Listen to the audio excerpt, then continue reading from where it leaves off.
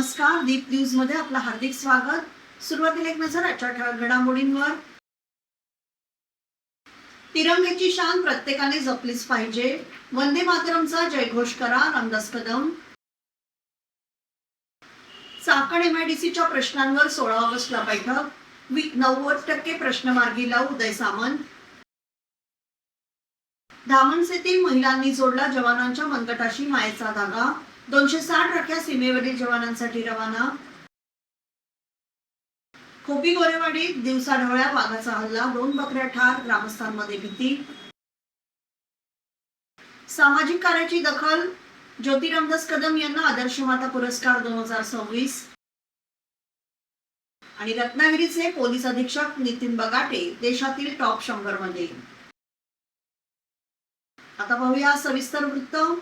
देशाच्या स्वातंत्र्याला 80 वर्ष पूर्ण होत असल्याच्या पार्श्वभूमीवर शिवसेना नेते रामदासभाई कदम यांनी देशवासियांना आणि महाराष्ट्रवासियांना स्वातंत्र्य दिनाच्या शुभेच्छा दिल्या आहेत। स्वातंत्र्य मिळालं याचा प्रत्येक भारतीयाला अभिमान असला पाहिजे। आपल्या देशाचा तिरंगा हा आपल्या स्वाभिमानाचं आणि देशाच्या गौरवाचं प्रतीक आहे। त्यामुळे प्रत्येक नागरिकाने तिरंग्याची शान आणि सन्मान जपलाच पाहिजे, असं आवाहन रामदासभाई कदम यांनी केलं। तसेच प्रत्येकाने वंदे मातरम म्हटलं पाहिजे आणि देशभक्तीची भावना मनात जपली पाहिजे, अशी भूमिकाही त्यांनी व्यक्त केली। स्वातंत्र्यासाठी बलिदान देणाऱ्या स्वातंत्र्य सैनिकांचं स्मरण करत देशाच्या स्वातंत्र्याचा अभिमान बाळगण्याचं आवाहन करत रामदास कदम यांनी सर्व देशवासियांना स्वातंत्र्य दिनाच्या मनपूर्वक शुभेच्छा दिल्या। उद्या 15 ऑगस्ट दिवशी आपल्या देशाला स्वातंत्र्य मिळायला 80 वर्ष होत आहे।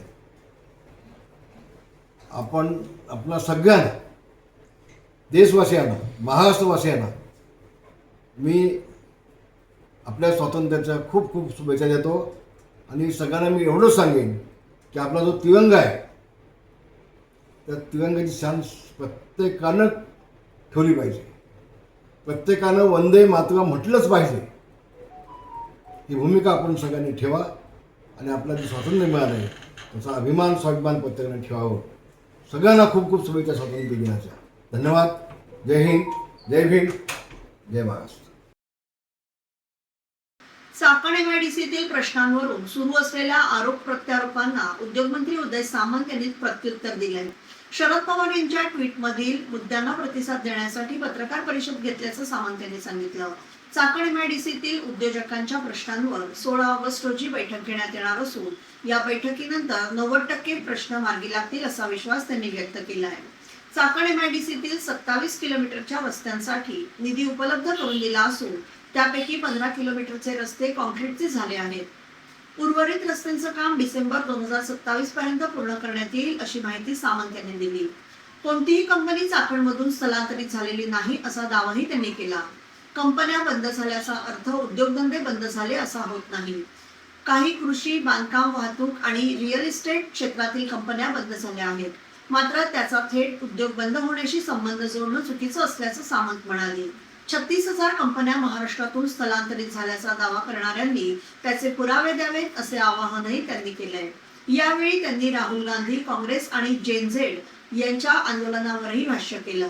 विद्यार्थ्यांच्या खांद्यावर बंदूक ठेवून राजकारण करण्याऐवजी त्यांच्या प्रश्नांकडे गांभीर्याने पाहिलं पाहिजे, असं ते म्हणाले।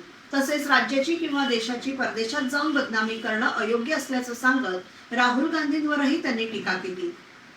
नाही, माझी त्यांच्याशी चर्चा सुरू आहे ना, माझी त्या उद्योजकांशी चर्चा सुरू आहे। मी काल त्यांच्याशी चर्चा केलेली आहे, त्यांच्याकडनंच मी वेळ घेतलेली आहे।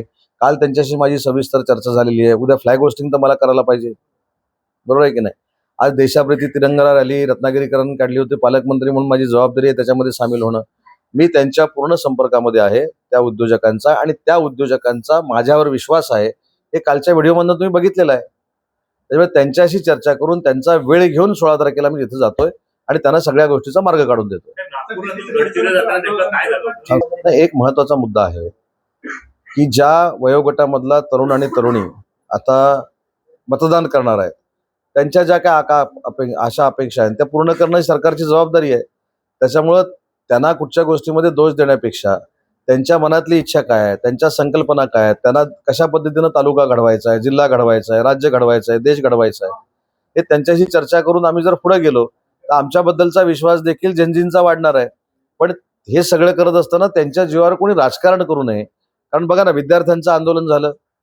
विद्यार्थ्यांचं आंदोलन झाल्यानंतर आम्ही असं सांगितलं की नरेंद्र मोदी साहेबांनी पुढाकार घेतला, त्याच्यामधनं मार्ग काढला, काही मंत्र्यांचा राजीनामा झाला, त्याच्यानंतर कायदा निर्माण झाला आणि आम्ही स्पष्ट सांगितलं की आमच्याकडे जे काही ती माहिती होती त्याच्या पद्धतीने केंद्र सरकारनं कारवाई केली. म्हणजे त्या आंदोलनाचा विषय आमच्यासाठी संपला. पण त्या आंदोलनामध्ये जे पक्ष मतदानात मागे राहिलेले आहेत ते घुसले. काँग्रेसचे नेते पंतप्रधान नरेंद्र मोदी साहेबांच्या घराच्या बाजूला जाऊन त्यांच्या घरामध्ये घुसण्याचा प्रयत्न केला. ठीक आहे, मला असं वाटतं की तो लोकशाहीतला एक भाग म्हणून केला. मग झारखंडमध्ये काँग्रेसचे नेते तिथल्या मुख्यमंत्र्यांच्या घरावर का गेले नाही? तिथं लाठीचार्ज का झाला? त्याच्यामुळे विद्यार्थ्यांच्या भावनांना हात घालून राजकारण करणं काही पक्षांनी थांबवलं पाहिजे आणि विद्यार्थ्यांच्या झेंझींच्या मनात जे आहे, ज्या संकल्पना आहेत, जी परिवर्तनाची आशा आहे ती पूर्ण करण्यासाठी सरकारनं काम केलं पाहिजे. स्टाईल आहे ती तरी स्टेजवरती दाखवली, ती का केली? त्याच्यावरून आता दोन्ही बाजूला रिएक्शन्स येत आहेत. बघा, समुद्रात उडी मारून झाली, काश्मीरच्या तळ्यात उडी मारून झाली, पोहून झालं, काय उपयोग काय झाला? 90 निवडणुका हरलेल्या आहेत. त्याच्यामुळे नरेंद्र मोदी साहेबांनी या देशाचा एक वेगळा आवाका जागतिक पातळीवर निर्माण केलेला आहे. तो कोणीही पुसून काढू शकत नाही.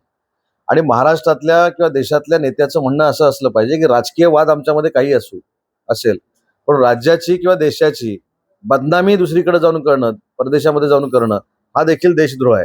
त्याच्यामुळे नरेंद्र मोदी साहेबांनी जागतिक पातळीवर जाऊन काय केलं याच्यापेक्षा ते रोज सकाळी 4 वाजता उठून योगा करतात ते करावं ना, प्राणायाम करतात ते करावं, लोकांमध्ये जाऊन भेटतात ते करावं, 22 तास काम करतात ते करावं. त्याच्यातनं काहीतरी होईल ना. 90 वरनं 85 वर येईल, 85 वरनं 80 वर काहीतरी 5-6 कुठेतरी विजय तर मिळतील. त्याच्यामुळे नरेंद्र मोदी साहेबांची टिंगलटवाळी करून स्वतःचं दुकान काय पक्षीय चाललं जाणार नाही. म्हणून त्यांनी विद्यार्थ्यांच्या खांद्यावर बंदूक ठेवून स्वतःचा पक्ष कसा वाढेल हा प्रयत्न केला होता, पण तिथे पण ते अपयशी झाले. प्रकरण नाही. नागपूरवरनं मी गडचिरोलीला निघालो होतो. गडचिरोलीला निघत असताना मला पायलटनी सांगितलं की सगळ्या टेक्निकली बाबी पूर्ण करून हेलिकॉप्टरचा मेंटेनन्स झालेला आहे, पाऊस नाही, त्याच्यामुळे आपण टेक ऑफ घेऊ शकतो. आणि ज्यावेळी हेलिकॉप्टर टेक ऑफ घेत होतं त्यावेळी अचानक त्यांनी परत ते खाली आणलं आणि सांगितलं की इंजिनमध्ये बिघाड झालाय. आता इंजिनमध्ये बिघाड झालाय म्हटल्यानंतर मी उतरलो, माझ्या गाडीत बसलो आणि गडचिरोलीला गेलो. सर, पण तुम्हाला तर हेलिकॉप्टर देताना ते चेकअप केलेलं होतं, मग ते बिघाड कुठे आणि कसं झालं याबाबत आपण काय माहिती? इंजिनमध्ये बिघाड झाला. पण त्या संदर्भात चेक करूनच देतात. आता मी इंजिनियर नाही कुठं झाला बघायला, पण त्यात ठीक आहे ते काय असेल, पण पायलटनं प्रसंगावधान राखलं म्हणून आजची रॅली चांगली पार पडली. रक्षाबंधनच्या पार्श्वभूमीवर धामणसे ग्रामपंचायतीच्या वतीने एक राखी जवानांसाठी हा भावनिक आणि प्रेरणादायी उपक्रम राबवण्यात आला. गावातील 26 महिला बचत गट तसेच धामणसे प्राथमिक शाळा आणि माध्यमिक विद्यालयातील विद्यार्थिनींनी उत्स्फूर्त सहभाग घेत जवानांसाठी तब्बल 260 राख्या तयार केल्या. महिलांनी तयार केलेल्या राख्यांसोबत विद्यार्थिनींनी जवानांसाठी प्रेम, आदर आणि शुभेच्छा व्यक्त करणारी शुभेच्छा पत्रकेही पाठवली. राखी संकलनावेळी भारत माता की जय, वंदे मातरम आणि जय जवान जय किसान अशा घोषणांनी परिसर दुमदुमून गेला. देशाच्या सीमेवर कुटुंबापासून दूर राहून राष्ट्राच्या सुरक्षेसाठी कर्तव्य बजावणाऱ्या जवानांप्रती कृतज्ञता व्यक्त करणे तसेच विद्यार्थिनीच्या मनात लहान वयापासून देशभक्ती आणि जवानांविषयी आदराची भावना रुजवणे हा या उपक्रमाचा उद्देश होता. धामणसेतील गृहलक्ष्मी महिला स्वयंसहायता समूहासह इतर बचत गटांनी तयार केलेल्या राख्या पोस्टाच्या माध्यमातून जवानांपर्यंत पाठवण्यात आल्या.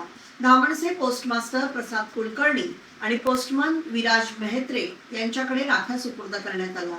यावेळी ग्रामपंचायतीच्या उपसरपंच ऋतुजा उमेश कुलकर्णी, ग्रामपंचायत सदस्या, महिला बचत गटाच्या पदाधिकारी आणि सदस्य, शाळेतील मुख्याध्यापिका, शिक्षक, अंगणवाडी सेविका, ग्रामपंचायत कर्मचारी आणि विद्यार्थिनी मोठ्या संख्येने उपस्थित होत्या. ग्रामपंचायत धामणसेतर्फे धामणसे गावातील बचत गटातील महिलांनी तसेच शाळेतील विद्यार्थिनी भगिनींनी आपल्या सीमेवर लढणाऱ्या जवानांसाठी राखीची एक छोटीशी भेट आमच्याकडून पाठवलेली आहे. पोस्ट खात्याची ही जी सुविधा आहे, ज्या सुविधेमुळे आम्ही जवानांपर्यंत राख्या पोहोचवू शकतो. ग्रामपंचायत धामणसेतर्फे प्रत्येक राखीच्या पाकिटामध्ये एक छोटासा शुभेच्छा संदेश जवानांसाठी लिहून देण्यात आलेला आहे. हे पाकिट जवानांपर्यंत पोहोचलं मला सगळ्यांना खरोखरच मनस्वी आनंद होईल, कारण तुम्ही सगळे सीमेवर लढता, त्यामुळेच आम्ही इथे सुरक्षित राहू शकतो. जय हिंद, जय महाराष्ट्र. जय किसान, जय जवान, जय किसान, जय जवान, जय किसान. वंदे मातरम, वंदे मातरम, वंदे मातरम. भारत माता की जय, भारत माता की जय. रत्नागिरी जिल्ह्यातील खेड तालुक्यात वाघाच्या हल्ल्याने खळबळ उडाली आहे. खोपी गोरेवाडी परिसरात दिवसाढवळ्या 2 बकऱ्यांवर वाघाने हल्ला करून त्यांना ठार केल्याची घटना गुरुवारी दुपारी घडली. विशेष म्हणजे बकऱ्या चारण्यासाठी गेलेल्या महिलेच्या डोळ्यादेखत हा हल्ला झाल्याचं परिसरात भीतीचं वातावरण निर्माण झालंय. बाळाजी बाबू गोरे यांच्या पत्नी बकऱ्या चारण्यासाठी रानात गेल्या होत्या. दुपारी सुमारे 12च्या सुमारास 2 वाघांनी अचानक बकऱ्यांवर हल्ला केला. या हल्ल्यात 2 बकऱ्या ठार झाल्या. घटनेची माहिती मिळताच वन विभागाला कळवण्यात आलं. वन विभागाचे अधिकारी परमेश्वर डोईफोडे आणि वैभव काटेखाये यांनी तातडीने घटनास्थळी धाव घेत मृत बकऱ्यांचा पंचनामा केला. यावेळी आर्यन कदम, बबन जानकर आणि संजय बावदाने यांच्यासह स्थानिक नागरिक उपस्थित होते. दिवसा वाघांचा वावर आणि थेट बकऱ्यांवर झालेल्या हल्ल्यामुळे खोपी गोरेवाडी परिसरातील ग्रामस्थांमध्ये भीतीचं वातावरण आहे. रानात जनावरे चारण्यासाठी जाणाऱ्या नागरिकांच्या सुरक्षेचा प्रश्नही निर्माण झाला असून वन विभागाने या परिसरात वाघांच्या हालचालींवर लक्ष ठेवून आवश्यक उपाययोजना कराव्यात अशी मागणी ग्रामस्थांकडून होती. सामाजिक कार्य, कर्तृत्व आणि समाजासाठी दिलेल्या प्रेरणादायी योगदानाची दखल घेत ज्योती रामदास कदम यांना जाधवर ग्रुप ऑफ इन्स्टिट्यूटचा आदर्श माता पुरस्कार 2026 प्रदान करण्यात येणार आहे. पुण्यातील जाधवर ग्रुप ऑफ इन्स्टिट्यूटच्या वतीने हा पुरस्कार देण्यात येणार असून 31 ऑगस्ट रोजी पुरस्कार वितरण सोहळ्याचं आयोजन करण्यात आलं आहे. सन 2014 पासून शैक्षणिक, सामाजिक आणि बौद्धिक क्षेत्रात कार्यरत असलेल्या जाधवर ग्रुप ऑफ इन्स्टिट्यूटच्या सामाजिक बांधिलकीचा एक भाग म्हणून यंदाचा आदर्श माता पुरस्कार जाहीर करण्यात आला आहे. सौ ज्योती रामदास कदम यांच्या सामाजिक कार्याची आणि समाजासाठीच्या योगदानाची दखल घेत त्यांची या पुरस्कारासाठी निवड करण्यात आली आहे. 31 ऑगस्ट रोजी सकाळी 11 वाजता पुण्यातील मानाजीनगर नरे येथील प्राचार्य doctor Sudhakarrao Jadhavar educational campus येथे हा पुरस्कार प्रदान करण्यात येणार आहे. गुन्हेगारी नियंत्रण, प्रभावी कायदा सुव्यवस्था आणि नागरिकांशी सातत्यपूर्ण संवादासाठी रत्नागिरीचे पोलीस अधीक्षक नितीन बगाटे यांच्या कार्याची राष्ट्रीय स्तरावर दखल घेण्यात आली आहे. फेम इंडिया एशिया पोस्टच्या देशातील उल्लेखनीय पोलीस प्रमुखांच्या टॉप 100 यादीत नितीन बगाटे यांचा समावेश झाला आहे. गुन्हेगारीवर प्रभावी नियंत्रण, नागरिकांच्या तक्रारींची तत्पर दखल, आपत्कालीन परिस्थितीत निर्णय क्षमता आणि पोलीस दल व नागरिकांमध्ये विश्वासाचं नातं निर्माण करण्याच्या कार्याची दखल घेत हा गौरव करण्यात आला आहे. नितीन बगाटे यांच्या समावेशामुळे रत्नागिरी पोलीस दलाच्या शिरपेचात मानाचा तुरा खोवला गेला आहे.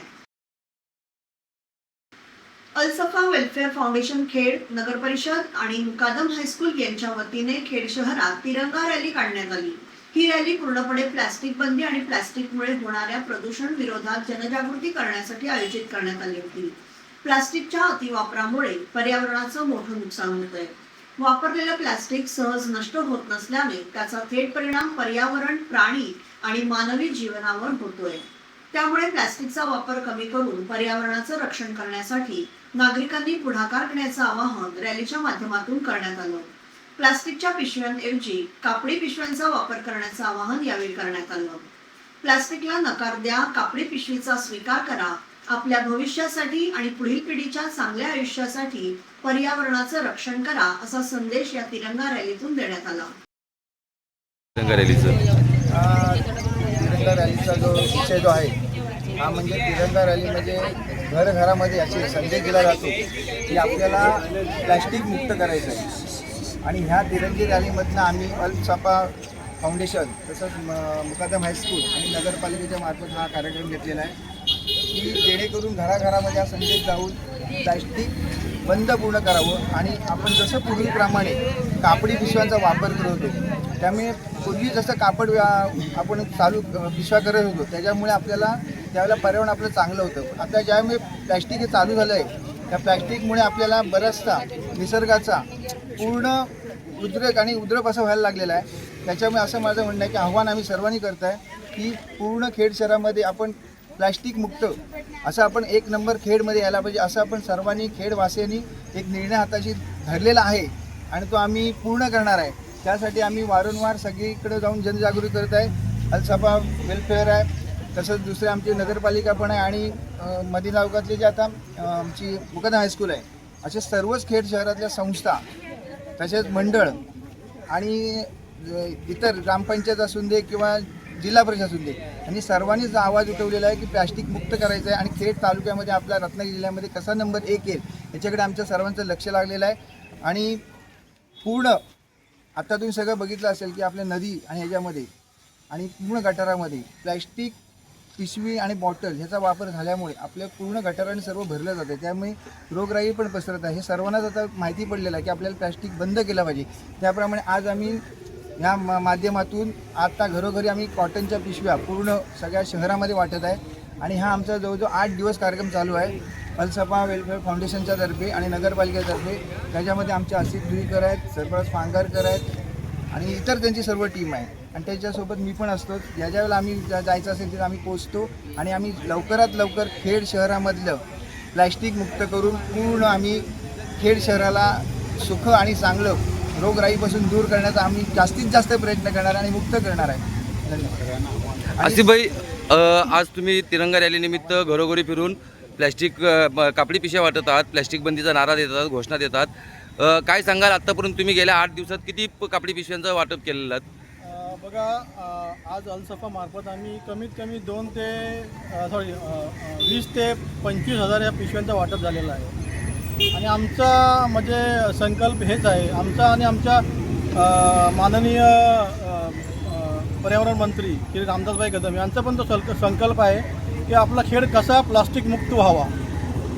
हे जे नियोजन आमच्या रामदासभाईंनी जे केलेलं आहे तेच आम्ही पुढे नेत आहोत आणि हेच आमचं म्हणजे मुख्य कारण हेच आहे की हा पर्यावरणाला म्हणजे धोका आहे. तर मी आपल्या म्हणजे अलसफा वेलफेअर फाउंडेशन आणि खेड नगरपालिकेच्या वतीने मी सर्व आपल्या खेडवासियांना आवाहन करेन की आपण स्वतःहून जर पुढे आलं तरच हे होऊ शकते.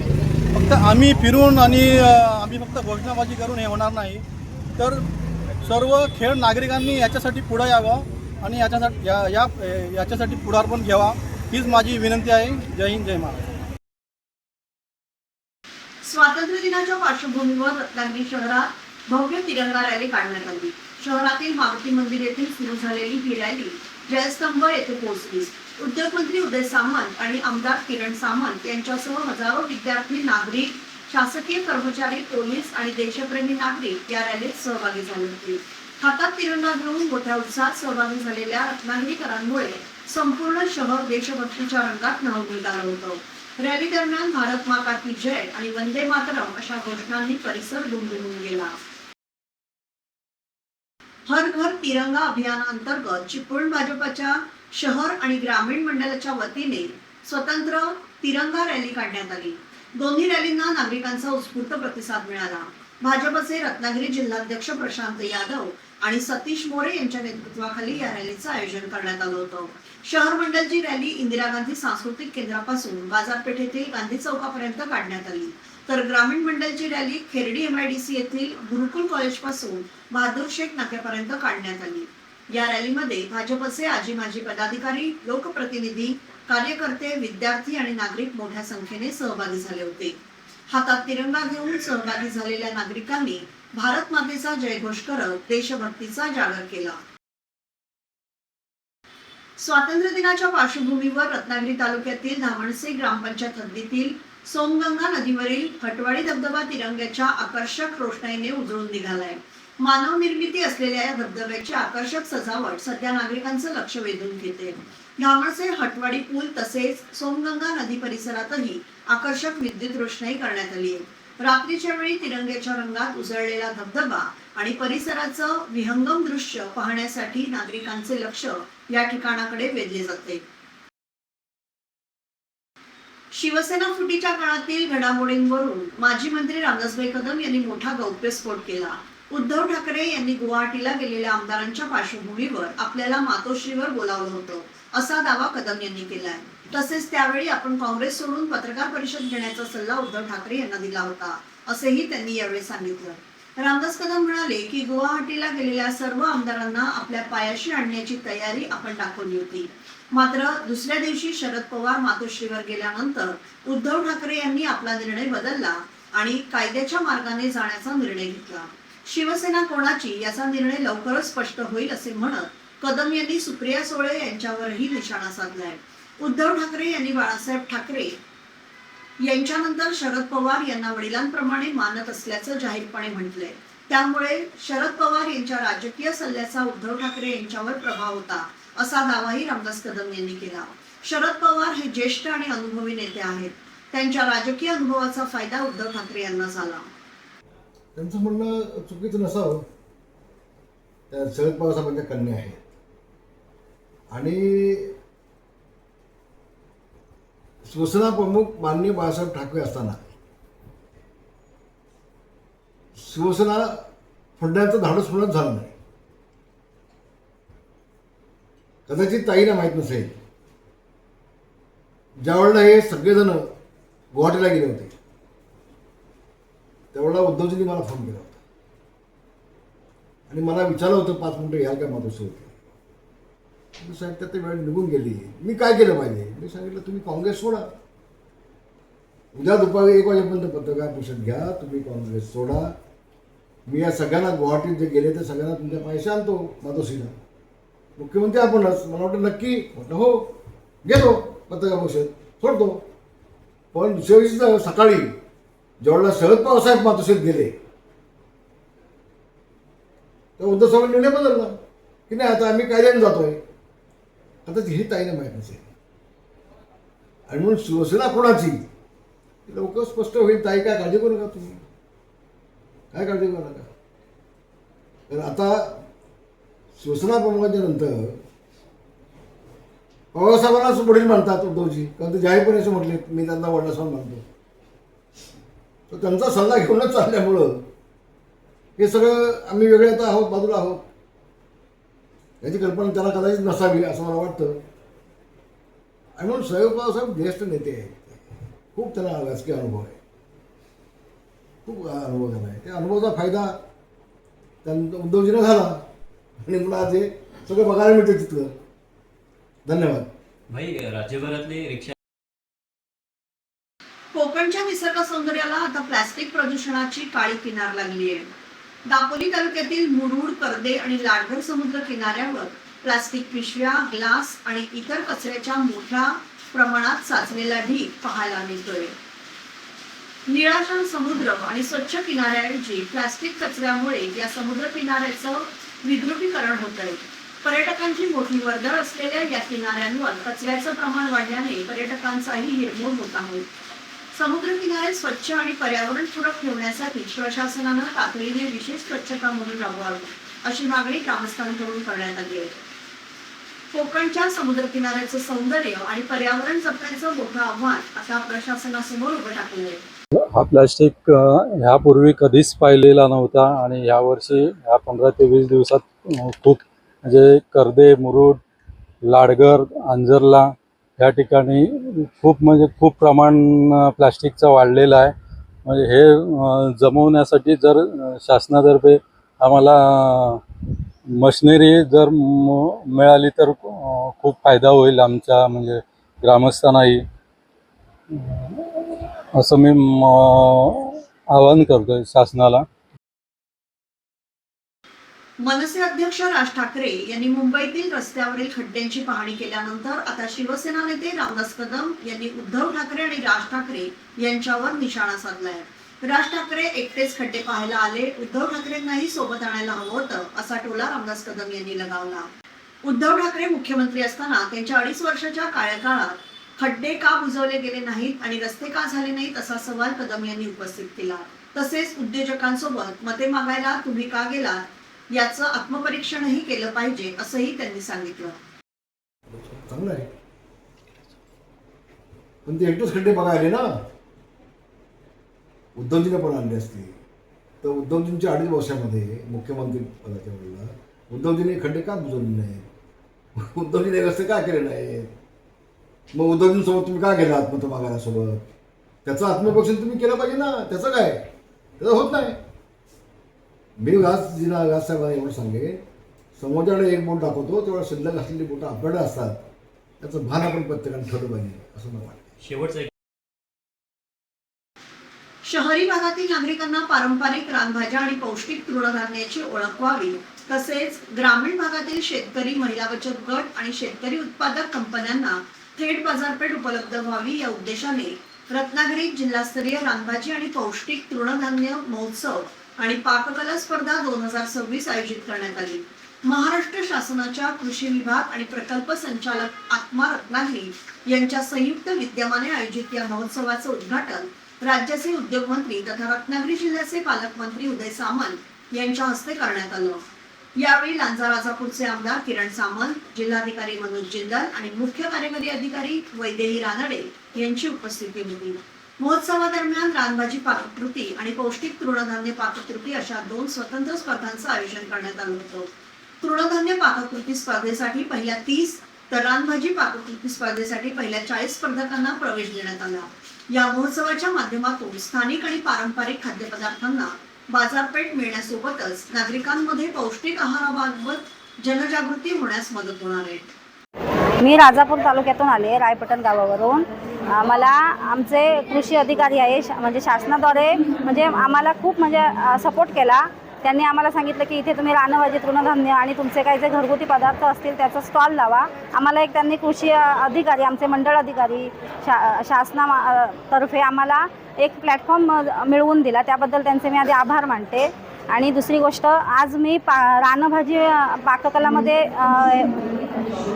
भाग घेतला होता. त्यात मी रानकेळफूल असतं ना, रानकेळफूल त्यापासून पदार्थ बनवला होता. रानकेळफुलाची ही कचोरी, म्हणजे हल्ली मुलं खात नाही आहेत लहान, म्हणजे मुलांना नाविन्यता हवी असते, म्हणजे समजत नाही आहे. बाहेर आपण केमिकलच्या भाज्या खातो, पण ह्या भाज्या विदाऊट केमिकलच्या. त्या रानकेळफूलपासून मी कचोरी केली होती. त्या कचोरीचं रानकेळीला आपल्याला खूप म्हणजे रोगप्रतिकारशक्ती वाढते, पित्त यावर उपयोग होतो, गॅस आणि पचनक्रिया वाढते, याच्यासाठी तो खूप उपयोग होतो. आणि दुसरे मी सुरणाचे कटलेट बनवले होते, ते पण मुलांसाठी खूप छान आहेत. आणि सुरणाचे कटलेट ते पण पोटाचे विकार, पोटातील आपल्या कृमी असतात, मेंदूला उच्च रक्तदाब ह्यापासून कमी त्याचा हा होतो, उच्च रक्तदाब कमी होतो. आणि खूप म्हणजे अजून पण माझे बरेच मी 20 पदार्थ बनवले होते. थोडक्यातच सांगते, हे जे सगळे आता जे आपले मृग महिन्यापासून ते ऑक्टोबर महिन्यापर्यंत जे पदार्थ आपले उपलब्ध होतात, त्या पदार्थांपासून आता भरपूर आपल्या आरोग्यासाठी लाभदायक आहेत आणि विना केमिकलचे आहेत. आणि कुठेही आपण गेलो तरी आता ते पदार्थ आपल्याला मिळतात आणि ते आरोग्याला आपल्या खूप चांगले असतात. धन्यवाद. एवढा मोठा उपक्रम व्यासपीठ उपलब्ध करून दिला, याबद्दल काय सांगाल? शासनाने उपलब्ध करून दिले त्याबद्दल आपल्याला जी आपल्याला जी ही असते, आपल्या अंगात कला असते, ती आपली कुठेतरी त्याचं हे व्हावं आणि आपल्याला प्लॅटफॉर्म मिळावा यासाठी ते धडपड करत असतात. त्याबद्दल मी त्यांचे सगळ्या शासनाचे कृषी मंडळ अधिकाऱ्यांचे, सगळ्यांचे, कृषी सखींचे सगळ्यांचे आभार मानते, आमच्या घरापर्यंत येऊन पोचून. आणि माझं नाव अश्विनी अमित पळसुले देसाई, मुक्काम पोस्ट रायपटण, तालुका राजापूर, जिल्हा रत्नागिरी. महाराष्ट्रातील मराठी तरुणांच्या रोजगाराचा प्रश्न उपस्थित करत मंत्री प्रताप सरनाईक यांच्याकडे मुदतवाढीच्या निर्णयाबाबत फेरविचार करण्याची मागणी करण्यात आली आहे. मुंबईतील फुटपाथवरील अतिक्रमण, रिक्षा आणि टॅक्सी व्यवसायात स्थानिक मराठी तरुणांना प्राधान्य मिळावं अशी भूमिका यावेळी मांडण्यात आली. महाराष्ट्रात गेल्या 20 ते 30 वर्षांपासून वास्तव्यास असलेल्या नागरिकांवर अन्याय होऊ नये, तसेच स्थानिक मराठी तरुणांच्या रोजगाराच्या संधी अबाधित राहाव्यात अशी मागणी करण्यात आली आहे. मराठी भाषेला आणि स्थानिकांना रोजगारात योग्य प्राधान्य मिळावं अशी ही भूमिका व्यक्त करण्यात आली. मराठी मुलांवर बेरोजगारीची वेळ आली आहे, त्यामुळे आता परप्रांतीयांना आणखी सवलती आणि मुदतवाढ देण्यापेक्षा स्थानिकांच्या हिताचा विचार करावा अशी विनंती मंत्री प्रताप सरनाईक यांच्याकडे करण्यात आली आहे. मात्र 1 महिना पुन्हा एकदा वाढवून दिलेला आहे, या संदर्भात काय सांगाल? किती वेळा तुम्ही मुदत वाढून द्या. माझी मंत्री महोदय बेस्टचे पुण्याचे ते ठाण्याचे प्रताप सरनाईक, त्यांना हात जोडून विनंती आहे. अगं महाराष्ट्रातली मराठी मुलं बेरोजगार आहेत, यांना तुम्ही किती वेळा मुदत वाढवून द्याल. आता बस झाला लाड त्यांचे. मुंबईमध्ये फुटपाथचा कब्जा त्यांनीच घेतला आहे. इथं देखील सगळे रिक्षावाले देखील तेच, टॅक्सी ड्रायव्हर देखील तेच. त्यांनी घ्यावं ना, काय अडचण नाही. पण त्यांना महाराष्ट्रात राहून जर मराठी बोलता येत नसते तर त्यांचे अधिक लाड करू नये अशी माझी विनंती आहे. जे 20 वर्ष आहेत, 30 वर्ष महाराष्ट्रात आहेत, त्यांच्यावरती अन्याय होता कामा नये, अजिबात अन्याय होता कामा नये. माझी भूमिका स्पष्ट आहे. पण ज्यांना मराठी बोलता येत नाही त्यांचा अधिक आता लाड करू नये अशी माझी मंत्री महोदयाने विनंती आहे. धन्यवाद. राहुल रत्नागिरी जिल्ह्यातील हर्णे बंदरात मासेमारी हंगामाच्या सुरुवातीलाच टायगर कोळंबीची मोठ्या प्रमाणात आवक होत असल्याने मच्छीमारांमध्ये उत्साहाचं वातावरण आहे. हर्णेच्या समुद्र किनाऱ्यालगत मोठ्या प्रमाणात टायगर कोळंबी मिळत असल्याने पारंपरिक मच्छीमार पहाटेपासूनच समुद्रात जाऊन कोळंबी पकडण्यासाठी मेहनत घेत आहेत. टायगर कोळंबीला बाजारात चांगली मागणी आणि समाधानकारक दर मिळत असल्याने मच्छीमारांना आर्थिक फायदा होतोय. हंगामाची सुरुवातच चांगल्या उत्पन्नाने झाल्याने मच्छीमारांच्या चेहऱ्यावर समाधान दिसून येते. हर्णे बंदर परिसरात सध्या मासेमारीची लगबग वाढली असून यंदाचा मासेमारी हंगाम चांगला जाण्याची आशा मच्छीमारांनी व्यक्त केली आहे. कोकणातील लांजा येथील फणस उत्पादक आणि संशोधक उद्योजकाने दिल्ली येथे पंतप्रधान नरेंद्र मोदी यांची भेट घेत फणसावर गेल्या 10 ते 12 वर्षापासून सुरू असलेल्या संशोधनाची माहिती दिली. शरद पवार आणि खासदार सुप्रिया सुळे यांच्या कुटुंबियांच्या विवाह सोहळ्याच्या निमित्ताने झालेल्या या भेटीत फणसापासून तयार करण्यात आलेल्या विविध नाविन्यपूर्ण उत्पादनांचं सादरीकरण करण्यात आलं. लांजा आणि झापडे परिसरात जगभरातील 128 पैकी तब्बल 88 प्रकारच्या फणसाच्या जाती एकत्र करून त्याच्यावर संशोधन करण्यात आले. भारतातून पहिल्यांदाच फणसाची झाडं आणि पानांची परदेशात निर्यात करण्यात यश मिळाल्याची माहितीही पंतप्रधानांना देण्यात आली. कच्च्या फणसापासून मधुमेह नियंत्रक पावडर, फणसाच्या आठळ्यांपासून प्रोटीन पावडर तसेच फणसाच्या टाकाऊ भागापासून लेदर बॅग आणि पासपोर्ट फोल्डरसाठी उपउत्पादनं तयार करण्यात आली आहेत. विशेष म्हणजे या उत्पादनांवर डिजिटल सेलिब्रिटी तंत्रज्ञानाचा वापर करण्यात आला. मोबाईल टॅप करतानाच उत्पादनाचा संपूर्ण प्रवास आणि माहिती समोर येते. या नाविन्यपूर्ण प्रयोगाचं पंतप्रधान नरेंद्र मोदी यांनी विशेष कौतुक केलं. फणस उत्पादक शेतकऱ्यांना दिलासा देण्यासाठी आणि फणसाच्या मूल्यवर्धनाला चालना देण्यासाठी एक संपूर्ण वर्ष जॅकफ्रूट इयर अर्थात फणस वर्ष म्हणून घोषित करण्याची मागणीही यावेळी करण्यात आली. पंतप्रधान महोदयांसमोर गेले 10, 12, 13 वर्षापासून आम्ही जे काम करत आहोत फणसामध्ये आणि फणसासारख्या दुर्लक्षित पिकाला कसं लाईमलाईटमध्ये आणण्याचा आम्ही प्रयत्न केला. फणस ह्या पिकामध्ये 128 पैकी 88 प्रकारच्या व्हरायटीज आमच्या इथं फार्ममध्ये लागलेल्या आहेत. काय रिसर्च अँड डेव्हलपमेंट केलं, फणसाची झाडं परदेशात पहिल्यांदा एक्सपोर्ट केली, फणसाची पानं परदेशात एक्सपोर्ट केली, फणसाला का कल्पवृक्ष म्हणलं जातं ह्या सगळ्या गोष्टी मांडायची संधी मिळाली. त्यांनी मला खूप प्रश्न विचारले की बाबा म्हणजे कुठून येता तुम्ही, जॅकफ्रूटसाठी काय करावं लागेल, याचं प्रमोशन ब्रँडिंगसाठी. मग तेव्हा मी माझ्यासोबत खूप सारे डॉक्युमेंट्स घेऊन गेलो होतो. त्या फणसाचं एक्सपोर्टचं पोटेन्शियल $2 बिलियन आहे. एवढा पूर्ण देशामध्ये फणस 85 ते 90% देशामध्ये आहे ते वेस्ट होतो, तर त्यासाठी काय करावं लागेल याची आमच्या त्याच्यामध्ये चर्चा झाली. आणि फणस एक वर्ष अख्खं भारताचं जॅकफ्रूट इयर म्हणून डिक्लेअर करण्यात यावं अशी मी त्यांना विनंती केली, जेणेकरून फणसाची इकोसिस्टम डेव्हलप होईल. आणि नक्कीच आणि जे बाय प्रोडक्ट्स याच्यापासून काय काय बनवता येतं हे त्यांनी मला विचारलं. त्या फणसाच्या कच्च्या गाऱ्यांची जी पावडर आहे डायबिटीससाठी, आठळांची पावडर जी आहे जी त्याच्यासाठी प्रोटीनसाठी म्हणून वापरली जाते, पिक्या गाऱ्यांचे चिप्स, फणसाच्या स्किनपासून म्हणजे वेस्टपासून बनलेलं पासपोर्ट होल्डर आणि फणसाच्या वेस्टपासून बनलेलं लिगल लेदरची बॅग ही मी त्यांना गिफ्ट केली. आणि ह्या गिफ्ट त्यांना खूप आवडलं आणि त्याला टेक्नॉलॉजीचा देखील आम्ही वापर केला होता. तर ओव्हरऑल फणसाविषयी एक 12-13 मिनिटं आमची एक सकारात्मक चर्चा झाली. पुन्हा त्यांनी आम्हाला खूप साऱ्या शुभेच्छा दिल्या आणि याच्या माध्यमातून मी खरंच पुन्हा एकदा पवार साहेबांचे खूप आभार मानू इच्छितो. धन्यवाद. खेड दापोली मार्गावरील डेंटल कॉलेज परिसरात गुरुवारी रात्री सुमारे 9च्या सुमारास जखमी अवस्थेत रानटी कोल्हा आढळून आल्याने परिसरात खळबळ उडाली. अज्ञात वाहनाची धडक लागल्याने कोल्हा जखमी झाल्याची प्राथमिक शक्यता व्यक्त करण्यात येते. घटनेची माहिती मिळताच वन्यजीव रक्षक खेडच्या पथकाने तातडीने घटनास्थळी धाव घेतली. जय पासवान, विश्वास नायर, स्वराज गुजराती, दादू पाटील, क्षितिज देरेकर, युवराज मोरे, अथर्व मगदूम आणि स्वयं रेपाळ यांनी जखमी कोल्ह्याला ताब्यात घेत गुरांच्या दवाखान्यात दाखल केलं. कोल्ह्यावर उपचार केल्यानंतर त्याची प्रकृती स्थिर झाली. त्यानंतर त्याला सुरक्षितपणे जंगल परिसरात मुक्त करण्यात आलं. वन्यजीव संरक्षणाच्या तत्परतेमुळे जखमी वन्य प्राण्याला वेळीच उपचार मिळून त्याचे प्राण वाचले. पवित्र श्रावण मासानिमित्त सकल हिंदू समाज रत्नागिरीच्या वतीने सोमवार दिनांक 17 ऑगस्ट रोजी भव्य कावड यात्रेचं आयोजन करण्यात आले. सकाळी 7 ते दुपारी 11 या वेळेत ही पायी कावड यात्रा पार पडणार असल्याची माहिती पत्रकार परिषदेत देण्यात आली. स्वामीनगर खेडशी येथून कावड यात्रेला सुरुवात होऊन साळवी स्टॉप मारुती मंदिर जयस्तंभ मार्गे श्री काशी विश्वेश्वर मंदिर राजीवडा येथे यात्रेची सांगता होणार आहे. भारतातील विविध पवित्र नद्या आणि सरोवरांचे जल संकलित करून ते कावडीतून आणण्यात येणार आहे. श्रावण मासातील या धार्मिक उपक्रमात मोठ्या संख्येने भाविकांनी सहभागी व्हावं असं आवाहन सकल हिंदू समाजाच्या वतीने करण्यात आलं. आज श्रावण मासानिमित्त जी पवित्र कावड यात्रा आपण मागच्या वर्षी जे पहिल्यांदा काढली होती त्याचा हा दुसरा वर्ष आहे आणि त्याचं आयोजन आणि त्याची सूचनेसाठी आपण इकडे एकत्रित आहोत. येणाऱ्या आजपासून जे श्रावण मास सुरू झाला आहे त्याचं पहिल्याच सोमवारी म्हणजे 17 ऑगस्टला आपली ही कावड यात्रा आयोजित होणार आहे. अंबे माता मंदिर मरुदर भवन स्वामीनगर खेडशी येथून ही यात्रा सुरुवात होईल. सकाळी 7 वाजता तिथून ही सुरुवात होऊन श्री काशी विश्वेश्वर मंदिर येथे त्याची सांगता होईल. सकाळी 7 वाजता ही यात्रा स्वामीनगर इथून सुरू होऊन कुवारबाव, साळवी स्टॉप, आरोग्य मंदिर, मारुती मंदिर, माळ नाका, जयस्तंभ मार्गे ही यात्रा राजीवडा येथे काशी विश्वेश्वर मंदिरात पोहोचणार आणि तिथे जे कावड यात्रेत जे जल कावडियांनी आपल्या कांद्यावर कावड घेऊन जे तिथे पोहोचणार आहे तो शंकराच्या पिंडीवर अर्पण करून या यात्रेची सांगता होईल.